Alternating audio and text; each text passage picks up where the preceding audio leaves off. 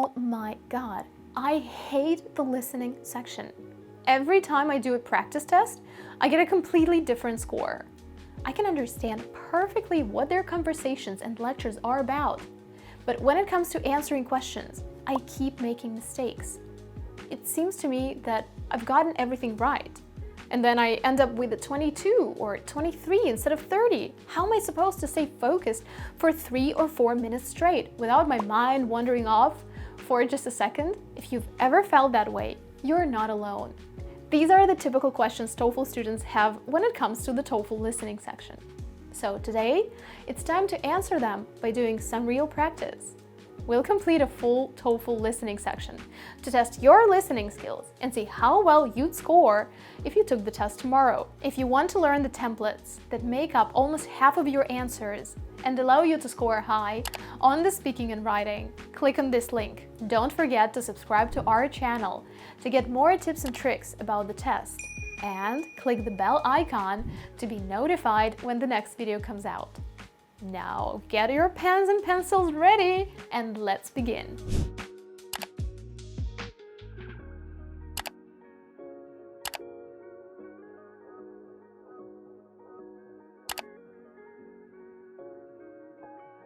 I've taken this test from the ETS platform. You can find the link to it down below. As we go, you'll listen to the recordings, then go through the questions for each of them. You'll have some time to think about your answers, and then the right answer will be revealed. This way, you won't need to wait until the end of the section to analyze your mistakes. I'll also share tips and tricks about the section and point out some important details. A few things to remember before we begin. While the TOEFL listening has never been considered extremely difficult, it's the section where students usually can't get consistent results. It usually happens because of a few reasons: poor listening skills, inability to stay focused for a long time, limited vocabulary, and poor note-taking. Based on what I see in one-on-one sessions, and that's the reason I love my one-on-one sessions so much, is they really help me get a perfect understanding of the typical problems most students have, and inability to focus and poor note-taking are the key issues. In the majority of cases, students understand conversations and lectures pretty well. But the problem is that they either don't write down enough information and then have problems answering some detailed questions. You'll see how important details are later in this video. Or they write down too much and lose track of the recording. It's important to know how to balance and organize your notes in an effective way to succeed. Let's find out what your major issue is. If you already know it, let me know in the comments. The first recording is a conversation between a student and a librarian. For conversations, organize your notes in 2 columns. So, I'll have a column S for the student's ideas and a column L for the librarian's ideas. As you take notes, use arrows and hyphens to organize information carefully. Don't write down single words. You won't understand them later. It's better to focus on collocations, which are groups of words. So instead of orientation, write down couldn't come orientation. Omit prepositions to write faster. You don't have to be grammatically correct. Let's go. Listen to a conversation between a student and a librarian. Hi, I'm new here. I couldn't come to the student orientation, and I'm wondering if you can give me a few quick pointers about the library. I'd really appreciate it. Sure, I'd be glad to. What's your major area of study? Latin American literature. Okay. Well, over here's the section where we have language, literature, and the arts. And if you go downstairs, you'll find the history section. Generally, the students who concentrate in Latin American literature find themselves researching in the history section a lot. You're right. I'm a transfer student. I've already done a year at another university, so I know how the research can go. I spent a lot of time in the history section. So, how long can I borrow books for? Our loan period is a month. Oh, I should also mention that we have an interlibrary loan service. If you need to get hold of a book that's not in our library, there's a truck that runs between our library and a few other public and university libraries in this area. It comes around 3 times a week. Hey, that's great.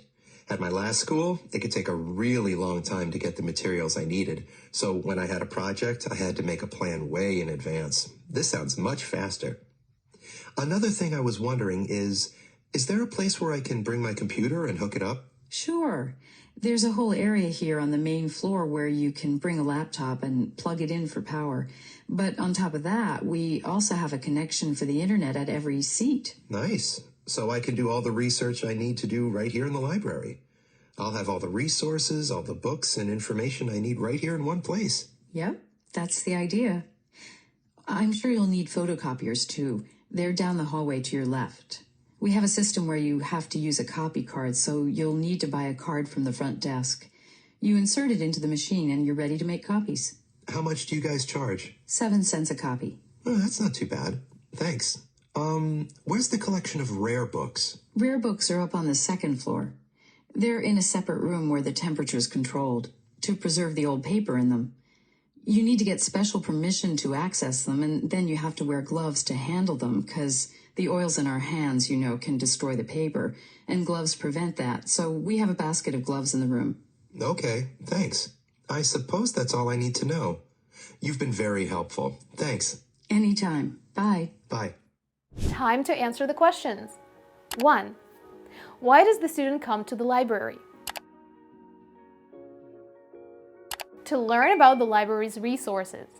At the beginning of the conversation, he mentioned that he couldn't come to the orientation, so he wanted to learn a few things about the library. 2.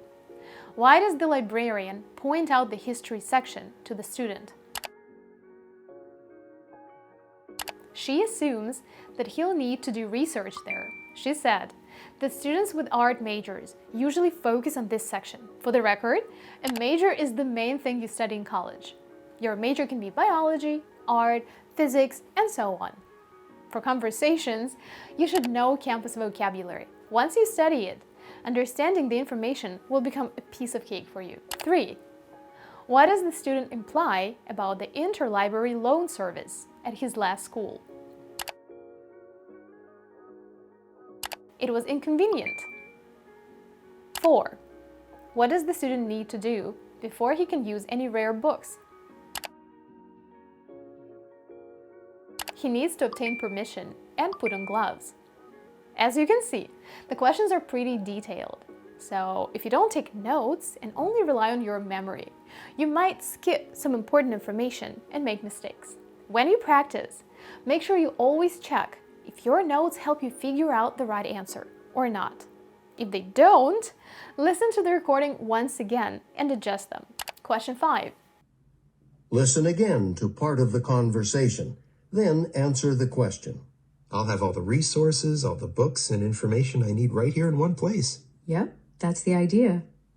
Which sentence best expresses what the librarian means when she says this? Yep, that's the idea. If she says, yes, that's the idea, it means that is what we intended. These kinds of questions usually test your idiomatic vocabulary. As you practice more, you'll notice that many of these questions use some idiomatic expressions and then want you to figure out what they mean. So the second type of vocabulary to brush up on is idiomatic vocabulary. Congrats! We've finished the first task. Let's move on to the lecture. For lectures, organize information in blocks.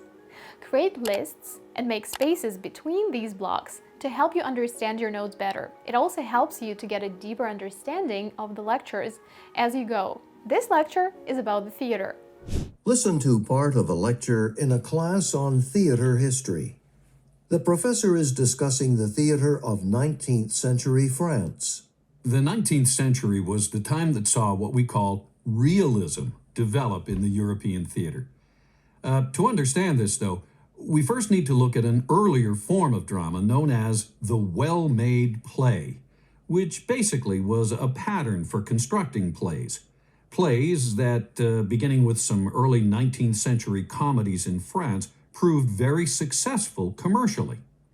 The dramatic devices used here weren't actually anything new. They'd been around for centuries. But the formula for a well-made play required that certain of these elements be included in a particular order, and most importantly, that everything in the play be logically connected. In fact, some of these playwrights would start by writing the end of a play and work backward toward the beginning, just to make sure each event led logically from what had gone before. Okay, so what are the necessary elements of a well-made play? Well, the first is logical exposition. Exposition is whatever background information you have to reveal to the audience so they'll understand what's going on. Before this time, exposition might have come from actors simply giving speeches. Someone might walk out on a stage and say, "In fair Verona, where we lay our scene," and then tell all about the feuding families of Romeo and Juliet. But for the well-made play, even the exposition had to be logical, believable. So, for example, you might have two servants gossiping as they're cleaning the house, and one says, "Oh, what a shame the master's son is still not married." And the other might mention a rumor about a mysterious gentleman who's just moved into town with his beautiful daughter. These comments are part of the play's logical exposition. The next key element of a well-made play is referred to as the inciting incident. After we have the background information, we need a key moment that gets things moving, that really makes the audience interested in what happens to the characters we just heard about. So, for example, after the two servants reveal all this background information, we meet the young man, just as he first lays eyes on the beautiful young woman and immediately falls in love. This is the inciting incident. It sets off the plot of the play. Now, the plot of a well-made play is usually driven by secrets, things that the audience knows, but the characters often don't know. So, for example, the audience learns through a letter or through someone else's conversation who this mysterious gentleman is and why he left the town many years before. But the young man doesn't know about this, and the woman doesn't understand the ancient connection between her family and his. And before the secrets are revealed to the main characters, the plot of the play proceeds as a series of sort of up and down moments. For example, the woman first appears not to even notice the young man, and it seems to him like the end of the world. But then he learns that she actually wants to meet him too. So life is wonderful. Then if he tries to talk with her, maybe her father gets furious for no apparent reason, so they can't see each other. But just as the young man has almost lost all hope, he finds out, well, you get the idea. The reversals of fortune continue, increasing the audience's tension and excitement, making them wonder if everything's going to come out okay or not. Next comes an element known as the obligatory scene. It's a scene, a moment, in which all the secrets are revealed, and generally things turn out well for the hero and others we care about. A happy ending of some sort. This became so popular that a playwright almost had to include it in every play, which is why it's called the obligatory scene. And that's followed by the final dramatic element, the denouement, or the resolution, when all the loose ends have to be tied up in a logical way. Remember, the obligatory scene gives the audience emotional pleasure, but the denouement offers the audience a logical conclusion. That's the subtle distinction we need to try very hard to keep in mind. So, as I said, the well-made play, this form of playwriting, became the basis for realism in drama and for a lot of very popular 19th century plays. And also a pattern we find in the plots of many later plays and even movies that we see today. Time to answer the questions. Number 1, what is the lecture mainly about? This is the question you'll get asked after every lecture. The right answer is usually something that was discussed the most. In this case, successful standard formula for writing plays. Note that it's not a famous example of a well-made play. They're talking about plays in general. 2. According to the professor, why did some playwrights write the end of a play before the beginning? To ensure that the plot would develop in a logical manner. If you didn't catch this in the recording, feel free to use logic. Why would you write the end of a play before the beginning? Probably so that you already know how things will turn out at the end and can organize the events in the play logically.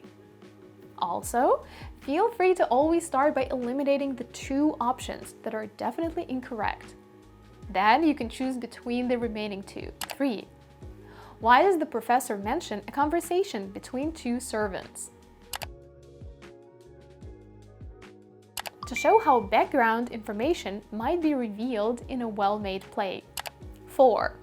According to the professor, what dramatic elements are typically included in a well-made play to help move the plot forward?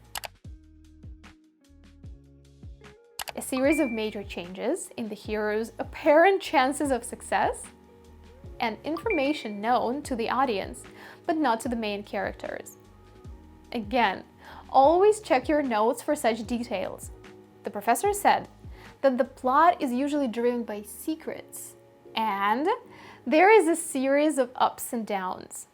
In the lecture, he made an example of when the woman in the play doesn't notice the man at first, and then he learns that she wants to meet him, and then he tries to talk to her, but her father gets furious all of a sudden. These are ups and downs in the play. 5.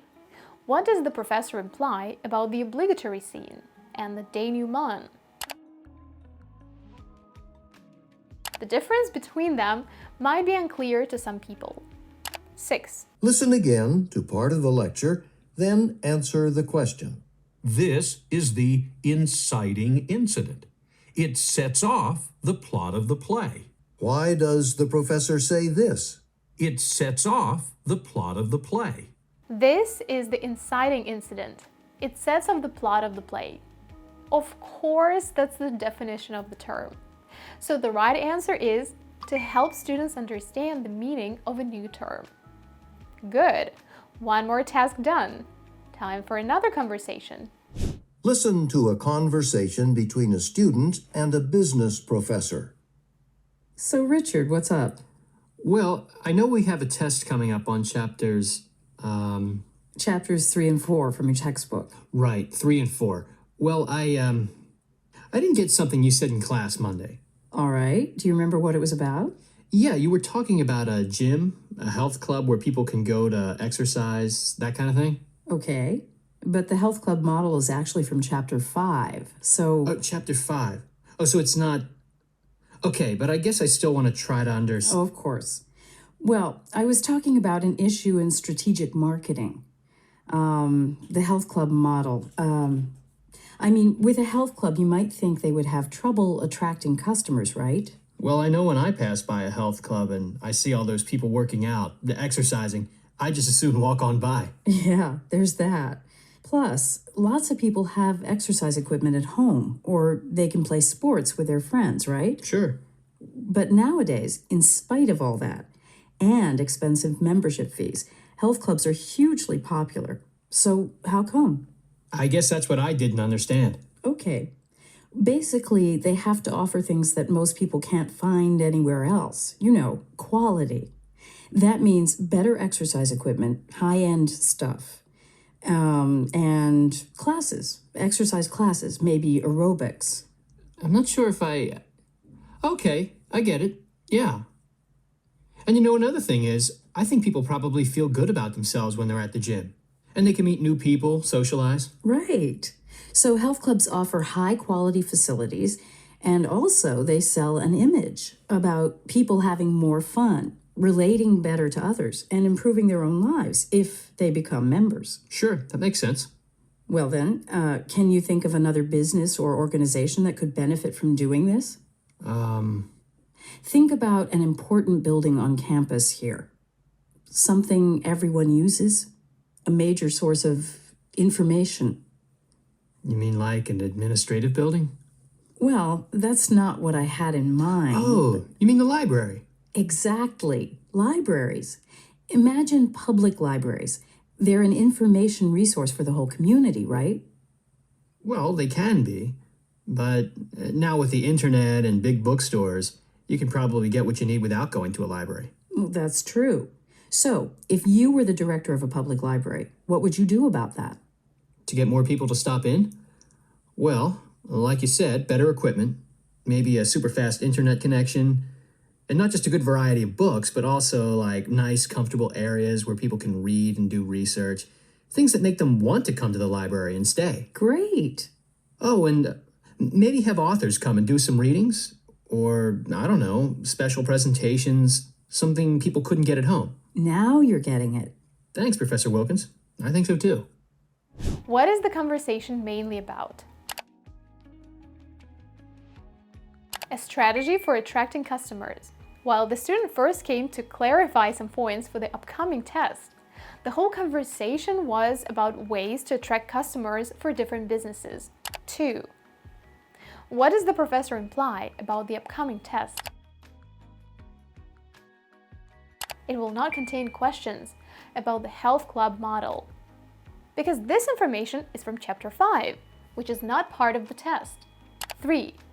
Based on the conversation, indicate whether each of the following is offered by health clubs. You see, this is what I was talking about when I said that the questions in this section are very detailed. And this is where a list of your notes would have come in handy. Low membership fees? No, they have high fees instead. High quality facilities? Yes. Exercise classes? Yes. Positive self-image? Yes. Special presentations? No. Presentations were mentioned when they talked about libraries. 4. What does the professor imply about public libraries? They need to give greater emphasis to strategic marketing. This is because they are not very popular today and have to work even harder to attract customers. 5. Listen again to part of the conversation, then answer the question. I mean, with a health club, you might think they would have trouble attracting customers, right? Well, I know when I pass by a health club and I see all those people working out, exercising, I just as soon walk on by. Why does the student say this? Well, I know when I pass by a health club and I see all those people working out, exercising, I just as soon walk on by. To give an example that supports the professor's point. Next lecture. This one is about geology, so stay focused. It might contain some more challenging vocabulary. Listen to part of a lecture in a geology class. Last time we started to talk about glaciers and how these masses of ice form from crystallized snow. And some of you were amazed at how huge some of these glaciers are. Now, even though it may be difficult to understand how a huge mass of ice can move, or flow is another word for it, it's really no secret that glaciers flow because of gravity. But how they flow, the way they flow, needs some explaining. Now, the first type of glacier flow is called basal slip.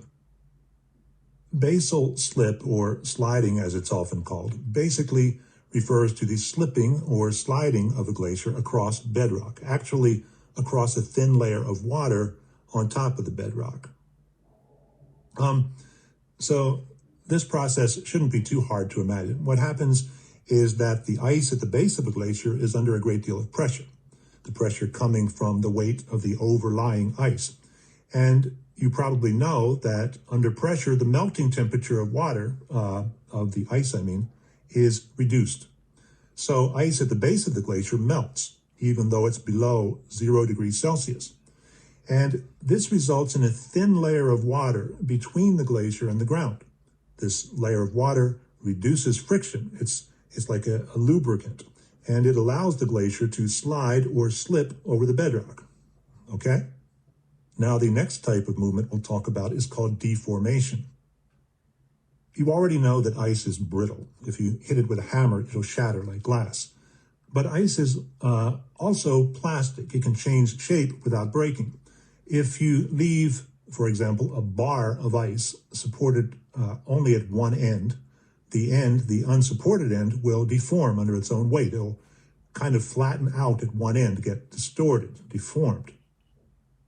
Think of deformation as a very slow oozing. Depending on the stresses on the glacier, the ice crystals within it reorganize. And during this reorganization, the ice crystals realign in a way that allows them to slide past each other. And so the glacier oozes downhill without any ice actually melting. Now, there are a couple of factors that affect the amount of deformation that takes place or the speed of the glacier's movement. For example, deformation is more likely to occur the thicker the ice is because of the gravity of the weight of the ice. And temperature also plays a part here in that cold ice does not move as easily as ice that is closer to the melting point.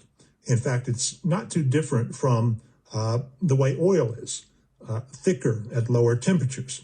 So if you have a glacier in a slightly warmer region, it will flow faster than a glacier in a cooler region. Okay, now I'd like to touch briefly on extension and compression. Your textbook includes these as types, as a particular type of glacier movement, but you'll see that there are as many textbooks that omit it as a type of movement as include it. And I might not include it right now if it weren't in your textbook. But basically, the upper parts of glaciers have less pressure on them, so they don't deform as easily. They tend to be more brittle. And crevasses can form in these upper layers of the glacier when the glacier comes into contact with bedrock walls or is otherwise under some kind of stress but can't deform quickly enough. So the ice will expand or constrict, and that can cause big fissures, big cracks to form in the surface layers of the ice. And that brittle surface ice moving is sometimes considered a type of glacial movement, depending on which source you're consulting. Now, as you probably know, glaciers generally move really slowly, but sometimes they experience surges. And during these surges, in some places, they can move at speeds as high as 7,000 meters per year. Now, speeds like that are pretty unusual, hundreds of times faster than the regular movement of glaciers, but you can actually see glaciers move during these surges, though it is rare. Time to look at the questions. 1. What is the lecture mainly about? Explanations of how glaciers move. 2. The professor discusses the process of basal slip. Put the steps in the correct order. Again, a test of your note-taking skills. For processes, I usually write down lines with information connected by arrows. This helps write down things faster.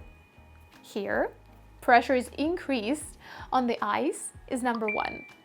A liquid layer forms at the base of the glacier is 2. Then, friction between the glacier and bedrock is reduced and the glacier begins to slide. Again, if you got it wrong, you need to adjust your notes. 3. What factors are involved in the amount of deformation a glacier undergoes? Thickness of glacial ice, the temperature of the glacial ice. 4. What does the professor say about the speed of glaciers? It can be fast enough for movement to be noticeable. 5. What does the professor explain when he says this? But ice is also plastic. It can change shape without breaking. If you leave, for example, a bar of ice supported only at one end, the unsupported end, will deform under its own weight. A characteristic of ice that is related to glacial movement. 6. What does the professor imply about compression and extension? He's not convinced that it's a type of glacial movement. Finally, the last lecture is in the art class.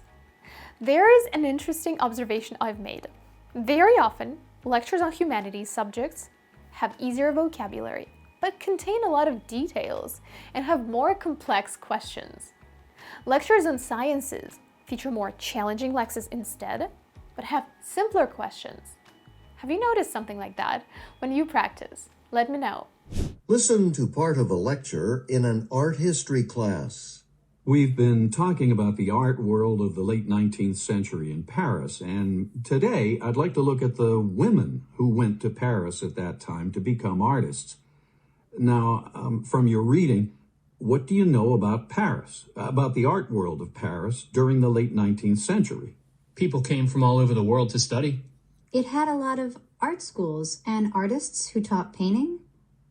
Our book mentions classes for women artists, and it was a good place to go to study art. If you wanted to become an artist, Paris was not a good place to go. Paris was the place to go. And women could find skilled instructors there. Before the late 19th century, if women who wanted to become artists had to take private lessons or learn from family members. They had more limited options than men did. But around 1870, some artists in Paris began to offer classes for female students. These classes were for women only. And by the end of the 19th century, it became much more common for women and men to study together in the same classes. So within a few decades, things had changed significantly. Okay, let's back up again and talk about the time period from the 1860s to the 1880s and talk more about what happened in women's art classes. In 1868, a private art academy opened in Paris, and for decades it was probably the most famous private art school in the world.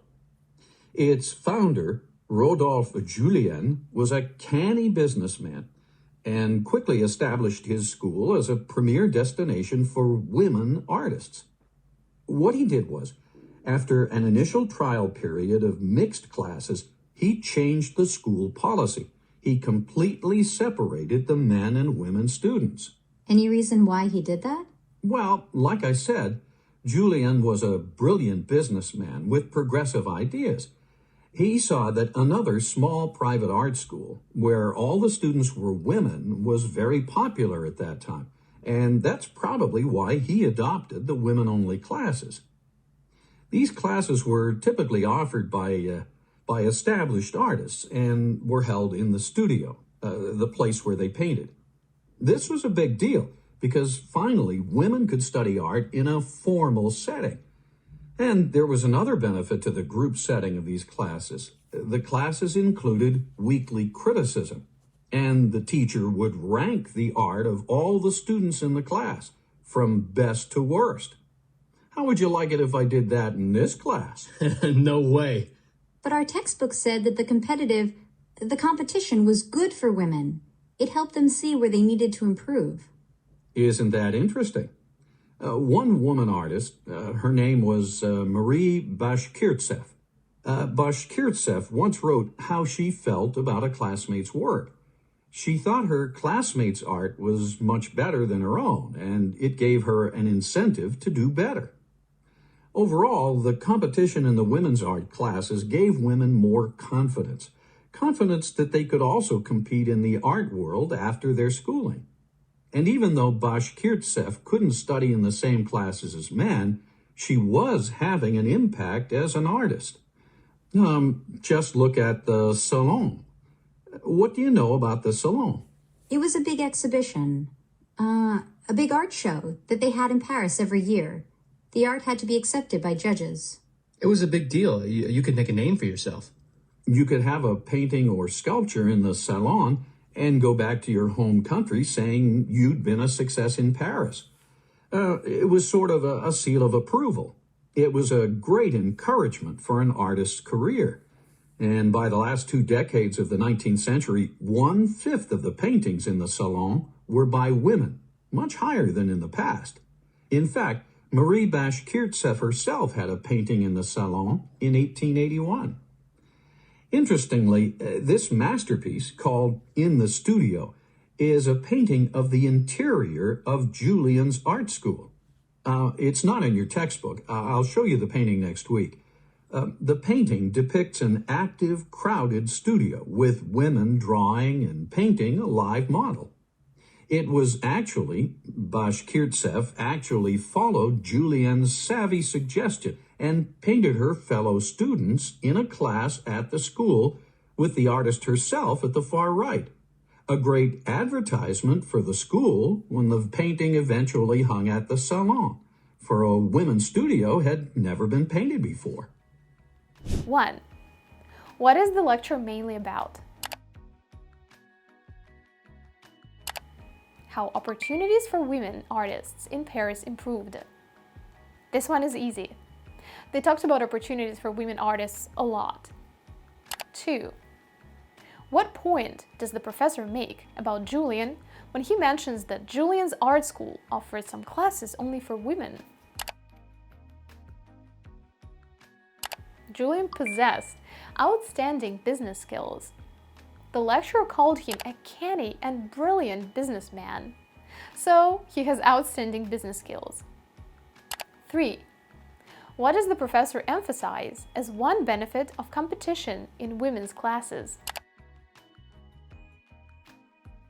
Women gained more confidence in their artistic abilities. 4. According to the professor, what were 2 ways that the situation of women artists had changed by the end of the 19th century in Paris? Women and men took art classes together. Women artists played a greater role in the Salon exhibitions. 5. What does the professor imply about Bashkirtseff's painting in the studio?